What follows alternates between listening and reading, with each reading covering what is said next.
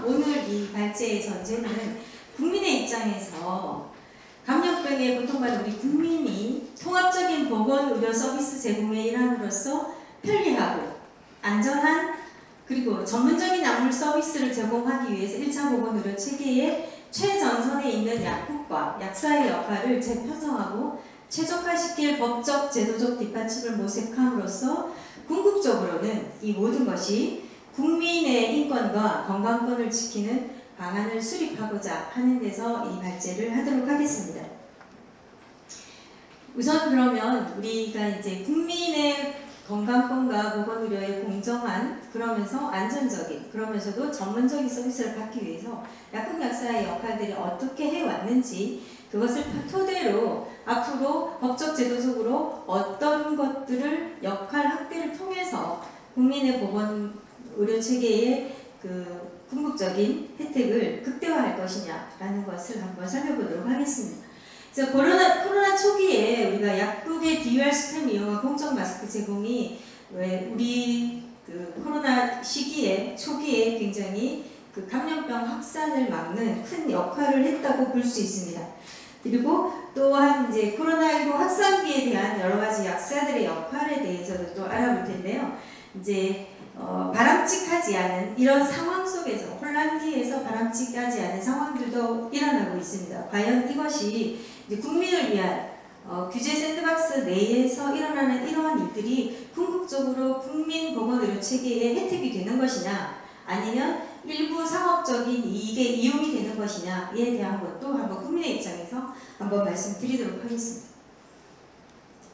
그래서 코로나19 시기에 우리가 이제 마스크 대란이 있었죠. 마스크 대란이 있었고 이 마스크 값이 5배로 오르기도 하고 매점 매석에 의해서 일어나기도 하고 롯데마트에서 일시에 누군가에게 매점 매석되어서 품절되기도 하고 그리고 농협 하나로 마트앞에서 수백 명이 줄을 서서 마스크를 사야 되는 그렇게 모여있음으로 인해서 감염병이 확산되는 여러 가지 상황과 취약계층에서 이런 것들을 접하지 못해서 국민의 불안감은 증가되고 있는 이런 상황들이 있었었죠. 이럴 때 마스크 수급의 안정화 대책에 약국의 공적 마스크 제도가 국가에서 시행을 하게 되고 이런 것들이 결론적으로는 2020년 3월 5일부터 2020년 7월 12일 장장 5개월간 약국에서 이 공적 마스크를 공급하는 역할을 하면서 수급의 안정화와 감염병 확산 저지에 부단한 역할을 하였고 국민 건강권의 평등함과 안정적인 보장에 대한 굉장히 커다란 역할을 하였다고 봅니다. 그래서 이 상황에서 우리가 가능했던 건 이 공적 마스크 역할이 가능했던 것은 전국에 있는 23,000여 개소에 이르는 뛰어난 약국 접근성이 가장 큰 것이고 또한 이것이 가능했던 이유는 처방조제 및 상담이라는 여러 가지 환자 관리를 위한 과학적 DUR 시스템이 약국에 있었기 때문에 그 DUR 시스템을 통한 공평한 분배가 가능했었던 상황이 있었습니다. 그리고 이제 이 상황에서 국민들이 초기에 굉장히 불안한 상황에 국가에서 해줄 수 없는 그 불안감을 약국에서 공적 마스크를 구매하면서 약물이나 증상에 대한 상담이나 프로토콜 제공을 약국에서 충분히 약사가 전문적으로 해줄 수 있었다라는 것이 가장 큰 역할일 수가 있습니다. 그로 인해서 약국 공적 마스크 효과가 실제적으로 얼마나 있었느냐에 대한 조사가 있었습니다. 저희 건강소비자 연대에서 조사를 한 내용인데요. 그래서 2020년 6월 30일 공적 마스크가 이제 진행되고 있을 때 조사 결과인데요. 대부분 국민들은 이 의료기관의 기여도가 굉장히 코로나19에서 높았다라고 인지를 하고 있고 과반수가 정부기관과 약사의 기여도가 굉장히 높았다고 평가를 했습니다. 그리고 이 계기를 통해서 약국이 공적 마스크나 긴급 방역 물품들을 공급하는 공급처로서의 역할을 해주기를 바란다 라는 의견이 71.4%로 찬성하는 의견 결과가 나왔습니다. 이것을 통해서 이러한 결론적으로 우리가 초기에 확산을 막을 수 있었고 그 동시기에 미국이나 이런 데서의 사망률과 확산 감염 속도는 굉장히 높았습니다. 그래서 대한민국이 초기에 감염병을 막을 수 있는 그런 역할을 할 수 있었던 것은 방역전에서 타 국가에 비해서 굉장히 할 수 있었던 역할은 약국의 공적 마스크 공급과 그리고 그 약국에서 그 질병 증상에 대한 약물의 프로토콜이나 그 감염병에 대한 예방에 대한 안내 같은 것들이 충분히 이루어질 수 있었기 때문이 아닌가라는 생각을 한번 해보고요. 이 결과로 인해서 국가가, 정부, 질병처가 국민의 신뢰도를 얻는 점수에서 10점 만점에 7.39점을 받게 되었습니다. 이것은 14년간의 조사 결과에서 가장 높은 점수를 받았다고 하거든요. 그래서 그런 역할에 있어서 약사의 역할이나 약국의 역할이 굉장히 국민의 입장에서는 접근 편리성이 있고 공정하고 안정된 것을 보장할 수 있었다라는 공동체로 역할을 했다고 봅니다. 그래서 이렇게 여러 가지 역할을 할 수 있었고요. 이것의 가장 중요한 것은 국민 건강권의 평등하고 안정적으로 보장을 받았다라는 역할이 가장 큰 역할일 거라고 생각이 됩니다. 또한 이제 확산기에 들어와서 그런 우리가 자가진단 키트에 대한 중요성이 또 생기게 되었습니다. 그래서 2020년 1월 26일 그 명절 고비에 대이동이 일어나면서 확산이 1만 명 이상 확진이 되기 시작하면서 자가진단 키트에 대한 수요가 굉장히 높아졌습니다. 이유는 의료방역 체계가 이제 과부하가 걸린 거죠. 의료방역 체계에 과부하가 걸리면서 더 이상 이걸 PCR을 해줄 수도 없는 상황들이 벌어지기 시작하고 이제 의료기관에서 확진자들을 수용할 수 없는 그런 상황들이 벌어지면서 어쩔 수 없이 자가진단 키트를 활성화하고 신속 항원 검사를 해서 확진이 나신 분들을 PCR 검사를 하는 걸로 연결하는 그런 제도적인 변화가 있으면서 순간 자가진단 키트의 수요가 굉장히 올라가면서 이 순간 며칠 동안 인터넷이나 이런 데서 가격대가 서너 배, 5배로 뛰는 상황이 또 생기면서 국민의 불안감이 일시적으로 굉장히 올라간 상황이 있었습니다. 이때 약국에서 공적 키트는 아니었지만 약국에서 이런 역할들을 해주었다는 거죠. 분배의 역할을 하면서 공정한 역할들을 주었고 그 과정에서 늘 항상 얘기하지만 그 편의점에서 진단키트를 받았을 때와 다르게 약국에서의 진단키트에는 플러스로 약물에 대한 증상에 대한 해결 솔루션을 같이 받을 수 있었다는 것이 큰 의미가 있다고 하겠습니다. 또한 이제 이런 것들이 가능했던 것들이 아마 약국이라는 것이 단순하게 어떤 물건을 판매하는 것이 아닌 약물 상호작용이나 기저질환과에 대한 그런 여러 가지들을 같이 제공할 수 있었기 때문이 아닌가라는 생각을 해봅니다. 이 과정에서 자가진단 키트가 막 되고 확산이 되는 그 확산 시기에 여러 가지 업무들이 가중되기 시작합니다. 2월달, 3월달, 4월달까지 재택 환자들이 늘어나고 또 의료체계 과부하로 재택 환자들이 늘어나면서 그 처방 조제에 대해서 전화 문의가 폭주하게 되고 또한 상담수가 굉장히 급증하게 되었습니다.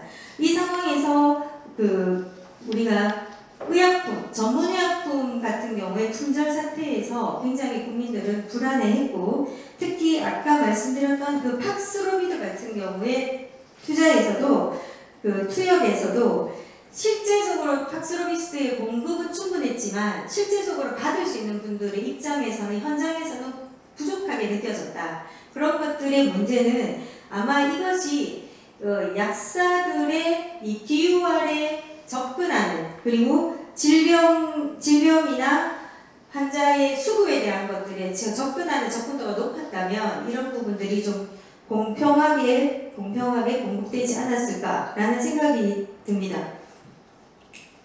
그리고 이제 이 공급의 불균형의 문제도 있겠지만 전문약 팍스로비드의 이제 품절 사태를 느낀 상황에서 환자의 약물에 대한 것들에서 환자는 요구를 하는데 의사들이 환자의 약물에 대한 양력에 대한 정보가 없었기 때문에 투여할 수 없었던 그런 것들도 있었다라는 것이죠. 그래서 이 부분에서는 의료기관과 약사들의 역할의 소통의 부분이 좀 부족한 것이 좀 안타깝게 생각되는 부분이기도 합니다. 또한 그 상비약에 대한 투약의 부족함도 있었죠. 상비약에 대한 부족함도 있었는데 그 코로나 진단을 확진을 받고 나서 코로나 재택치료 키트라는 것을 국가에서 보내주는데 실제적으로 현장에서는 진단을 받고 나서 재택치료 그 감염 키트가 일주일 후에 도착하는 상황들도 벌어졌다는 거죠. 그리고 환자는 증상이 있고 불안한 상황에서 국가에서 주는 코로나 재택치료 키트는 일주일이 돼도 오지 않는다. 그런 상황에서 전화로 또 증상을 해결할 수 있는 솔루션 약물을 구입하는 곳은 약국이었다라는 것이고요. 그런 상황에서 그 의료기관이나 보건소나 질병관리청에 사실적으로 전화 통화가 되지 않는 그런 불편함을 국민들은 겪었고 그런 상황에서 아주 가까이에 있는 지역 약국에 거기에 대한 해결책을 문의할 수밖에 없던 상황이었고 그 역할들을 약국에서 충분히 해 주었다라는 얘기입니다.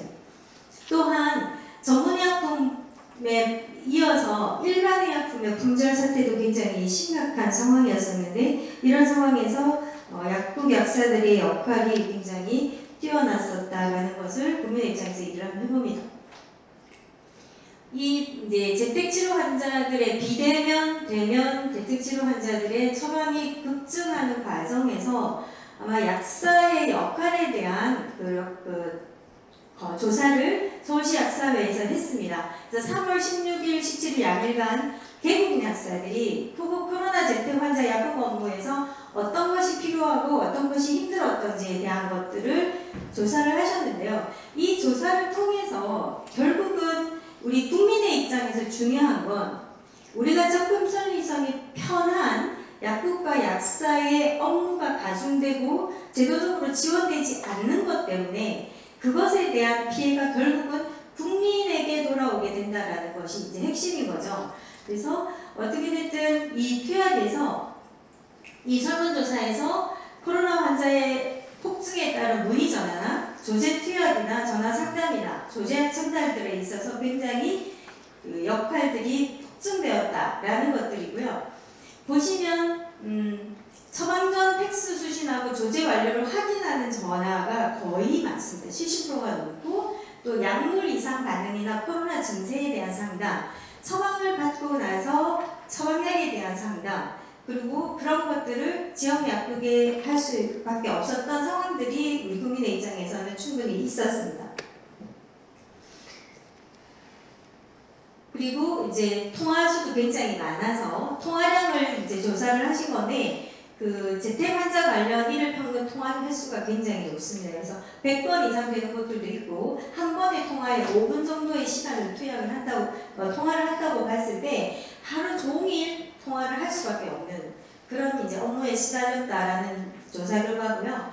이 상황에서 보면 제일 많았던 거는 처방전을 팩스로 수신하고 조제 완료 확인하고 거기에서 그런 업무도 70% 이상 많았지만 약물 이상 반응이나 코로나 증세 상담에 대한 게 50%가 넘습니다. 그래서 이 현장에서 국민들이 본인의 증상과 약물에 대한 그 의뢰나 상담은 약국에서 50% 이상의 역할을 했었다라는 것들이 이 조사에서 나오는 것입니다. 또한 이제 그 조제약이 부족함으로 인해서 또 처방약이 부족함으로 인해서 동일 성분 조제를 하는 과정 그리고 동일 성분 조제약까지 없는 상황에서 동일 효능 처방군의 약을 찾아내어서 의료기관에 전화를 해서 처방전을 변경하는 그런 과정까지 프로토콜이 한 환자의 처방전을 받기 위해서 전화통화를 서너 군데를 해야 되는 그런 여러가지 상황들이 벌어졌었습니다. 또한 이런 과정에서 PCR 검사를 해두고 확진이 나오기 전에 그 과정에서 약국을 방문한다든지 PCR 확진이 되고 난 다음에 약국을 방문해서 약을 받는 과정에서 그 약국에 근무하는 약사와 근무자들의 감염 위험도가 굉장히 높았다라는 것들도 있습니다. 그래서 이제 우리가 그 약품이 품절되면서 국민들의 불안감은 굉장히 높았었고 실제적으로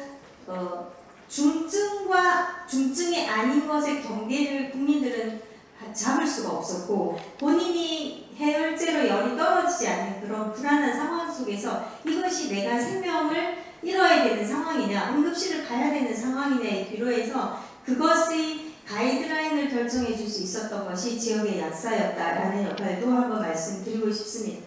그리고 이제 재택 처방전에 있어서 이 문제가 뭐였냐면 재택 환자 처방전 발행하는 표준 가이드라인이 없었습니다. 그래서 재택 환자의 처방전에 재택 환자임을 인지할 수 있는 코드가 어느 병원은 위아래 어떤 거는 재택 환자인지 아닌지도 확인할 수 없을 정도의 처방전들이 많이 발행되면서 재택 환자인지 아닌지를 확인하는 그런 불필요한 절차까지 약국 업무에 되었었다. 그래서 앞으로 만약에 이런 긴급 방역 상태가 되었을 때 국가에서 이런 표준화된 것들의 지침들이 빠르게 내려왔으면 좋겠다라는 생각과 이런 것들을 청구하는 과정에서 굉장히 복잡한 행정적인 절차가 있어서 약국의 업무가 행정 서류를 하는데 많은 시간을 쏟게 된다는 건 국민의 입장에서는 질 좋은 서비스를 받는데 장애 요인이 된다.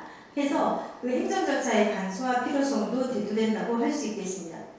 그래서 이제 이 근무하는 약사와 근로자의 코로나 확진이 63.7%입니다. 굉장히 높은 거죠. 국민 전체의 코로나 확진의 프로테이지를 비하면 약국의 근무자와 약사의 프로테이지가 굉장히 높고 이 결론으로 서울시약사회 권영희 회장님이 설문조사의 총평을 보시면 약국 근무자의 감염 위험과 증가 업무로 피로도가 누적되고 있음에도 정부의 제도적 지원이나 이런 것들이 터무니없이 부족했다라는 이제 총평을 내셨습니다. 이것이 이제 비단 약사 약국만의 문제가 아니라 이로 인해서 우리가 50% 이상의 약물 상담을 했고 50% 이상의 전화 상담을 했던 국민의 입장에서는 우리에게 아주 편리하게 전문적인 지식을 전달해 줄 수 있는 중재 역할을 하는 약사가 어떤 제도적인 뒷받침이 안 되어서 국민이 그 편리성이나 전문성을 부여받지 못한다는 것은 불공평하다라는 거죠. 그런 얘기들을 국민의 입장에서 한번 말씀드리고요. 물론 이제 이런 재택 프로토콜이 굉장히 복잡했던 것들이 있지만 이거에 대한 안내도 케이스별로 약국에서 환자들에게 그 프로토콜을 안내하는 역할도 굉장히 컸습니다. 그래서 이제 한번 이제 말씀을 드리면 이 의약품 품절에 대한 부분이 앞으로도 더 많이 일어날 것으로 봅니다. 일어날 것으로 볼 때 의약품 품절에 대한 대응책에서 약국 DUR 시스템을 이용한 질병정보와 약품정보 공유의 권한을 확대하자라고 하는 부분이 있는데요. 이거는 무슨 말씀이냐면 그 약국이 의료기관과 다르게 환자들의 질병과 약물의 데이터를 전부 다 수집을 해서 그것을 그 정보에 접근할 수 있는 능력이 커지거나 역할이 커진다면 국민들이 어떤 질병과 약물을 먹고 있는 상황에서 어떤 다른 감염병의 처방을 받을 때에 그 약물 인터랙션이나 이런 것들을 제공할 수 있는 전문가이다라는 거죠. 그래서 그런 권한 확대가 좀 필요할 것이다라는 것이고 동일 성분의 약품이나 이제 감염병 시대가 되면 약물이 부족한 상황이 되게 많아진다. 근데 이런 동일 성분이나 동일 약품을 할 때 너무나 절차가 많아서 국민들이 굉장히 많은 대기하는 그 불편함이 되게 높았습니다. 그래서 이런 것들에 대한 거는 전문가에게 좀 권한을 주어서 동일 성분, 대체 조제 이런 거 말고 성분명이나 이런 것으로 또 좀 편리하게 접근할 수 있는 그런 제도를 만들어줬으면 좋겠다라는 것이죠. 그리고 이제 의료 입원의 문제에서 가장 큰 문제가 국민들의 불안함은 의료 체계의 과부하였습니다. 의료 체계의 과부하에 의해서 국민들은 실제적으로 질병청이나 의료기관에 전화나 접근이 쉽지 않았어요. 아파서 열이 나서 응급실에 가지만 받아주지 않는 그런 상황들이 벌어졌었다는 거죠. 그래서 어떻게 됐든 의료 체계의 과부하가 오지 않는 상황으로 가려고 하면 지역의 국민 접근성이 편리하고 국가가 지정한 전문가가 상주하고 있는 약국의 그 역할을 확대한다면 늘 아니라도 한시적으로 방역병 시대가 돼서 한시적으로라도 그 역할을 확대한다면 의료 체계의 과부하가 해소되지 않을까. 그럼 결국 그 혜택은 국민에게 돌아온다는 거죠. 그래서 그런 과정에서 미국에서도 그런 것들을 하고 있듯이 코로나 검사라든지 백신을 접종한다든지 하는 부분을 전문의사 제도를 들이든 아니면 한시적인 제한 제도 내에서 가능하게 하든 해서 의료 체계의 과부하를 좀 줄여주고 의료기관에서는 중증 환자들을 케어하는 쪽으로 가고 약국에서 그런 역할들을 한다면 국민들의 입장에서는 굉장히 안정적으로 그런 감염병 시대에 방역의 서비스를 받을 수 있지 않을까라는 이야기들을 해봅니다. 그래서 제가 이제 새 정부가 디지털 헬스케어 정책이라는 것을 두고 괜히 굉장히 선진화된 정책을 부르짖고 있습니다. 선진화된 정책을 부르짖고 있는데 그 안에서 그러면 과연 그 디지털 헬스케어 내에 전문가들이 들어가느냐 아니면 상업적인 민간 기업들이 들어가느냐가 국민의 입장에서 굉장히 관건인데요. 우리가 디지털 헬스케어 내에 디지털 메디신이라고 하는 디지털 치료제의 처방 조제에 있어서 디지털 메디신 또한 이것을 디지털 메디신을 처방을 받은 분들이 당연히 공약하고 있는 여러 가지 약물이나 질병이 있다는 거죠. 이것들을 통합적으로 케어하고 그것을 계속 피드백을 할 수 있고 팔로우를 할 수 있는 약국의 역할을 조금 확대하는 것이 중요하다. 그래서 디지털 메디신도 수가에 의해서 지금 처방을 하려고 하고 있는데 이 수가에서 마찬가지로 의약분업의 상원으로 들어가서 이것의 팔로우나 케어는 약국에서 해야 된다라는 것들인 거죠. 이런 것들이 우리 국민의 입장에서는 이런 디지털 메디신을 관리하는 것이 앱을 관리하는 사기업에게 넘어가게 되면 국민의 개인정보, 주민등록번호와 질병정보까지 통째로 넘어가는 상황이 되고 이것은 2차적인 범죄에 이용될 수도 있고 그냥 단순한 음식의 배달앱의 전화번호가 넘어가는 개인정보와는 차원적으로 다른 것이다. 해서 공공재인 의료기관과 약국에서 디지털 메디신에 대한 처방과 조제도 팔로우도 케어도 이루어져야 되지 않을까라는 생각을 해봅니다. 그리고 이제 샌드박스 규제 완화에서 우리가 바이오 분야가 과기부나 과기청이나 이런 쪽에서 관리를 하는 걸로 되어 있습니다. 그래서 주무부서인 보건복지부 쪽이 참여할 수 있는 그런 상황으로 갔으면 좋겠다라는 거고요. 취약계층에 이번에 이제 극렬하게 나타난 취약계층 1인 가정들에 대한 문제점이 굉장히 많았습니다. 재택 환자 치료에 있어서 대리인 약 수령도 안 되는 1인 가정이나 또 이제 취약계층이 많았었는데요. 그런 부분에 있어서 지금 현재 약사서에서 방문약료나 이런 것들에 대한 지역 돌봄 같은 것들을 꾸준하게 지금 해오고 있지만 그것이 제도적으로 수가로 인정받지 못하기 때문에 그 역할이 확대될 수 없는 그런 한계에 있습니다. 국민의 입장에서는 이런 것들이 전문가들이 방문약료를 그리고 지역 돌봄 케어를 해주는 것이 국민의 입장에서 유리하다 하다면 그것을 사회복지사나 이런 분들이 케어할 것이 아니라 그런 분들이 다양하게 약을 먹는 다재약물을 복용하는 환자의 경우가 많기 때문에 전문가인 약사에게 수가를 줘서 제도적으로 지원을 해서 방문양료나 취약계층에게 그런 혜택이 돌아갈 수 있게끔 국가의 제도적인 지원 대책을 마련해 주기를 당부드리고요. 또한 아까도 말씀드렸지만 지금 이제 한시적 비대면 진료와 약을 배달하는 처방약을 비대면 진료에서 직접 약을 수령할 수 없는 환자들을 대상으로 일시적인 약 배송이라는 부분이 어쩔 수 없이 일어났는데 이런 혼란스러운 틈을 타서 배달 앱이라는 것들이 지금 성행하고 있다. 근데 이런 상황에서 이것이 한시적인 감염병을 케어하는 것이 아니라 해피드럭이나 약물 오남용을 부추기는 일에 쓰여지고 있고 이것들이 의료와 약료를 본인들의 시스템으로 컨트롤하려고 하는 움직임이 지금 일어나고 있습니다. 결국 이런 움직임이 되게 되면 그 피해는 국민에게 돌아온다라는 거죠. 그래서 주민등록번호와 질병번호를 포함한 개인정보 보호를 위해서도 이런 것들은 공적 처방전 제도와 공적 처방전 전달체계 DUR도 있는 그런 전달체계에 있는 공공재인 약국과 병원에 한정되어야 되지 않을까라는 이제 말씀을 드리고요.